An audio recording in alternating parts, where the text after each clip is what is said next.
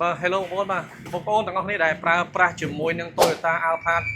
ឆ្នាំ2003ដល់2007បាទដោយសារមួយរយៈមុនមកបានធ្វើវីដេអូបង្ហាញទេបាទឥឡូវនេះយើងមានឈុតតាប់ឡូសម្រាប់ឆ្នាំផលិតឆ្នាំទៀតអូខេបាទអញ្ចឹងជាក់ស្ដែងយើងកំពុងតែរៀបចំបាទក្រុមការងារកំពុងរៀបចំហើយនេះជារូបភាពសម្រាប់បាទអញ្ចឹងខ្ញុំសូមបញ្ជាក់ថារូបភាពនេះគឺរូបភាពសម្រាប់មានឈុតតាប់ឡូខាងលើ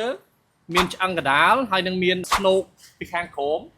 រួមជាមួយនឹងស្នូកកដាលមួយទៀតនេះបាទបាទអញ្ចឹងសម្រាប់បងប្អូនដែលប្រើប្រាស់រយៈពេលយូរហើយតាប់ឡូមានសភាពចាស់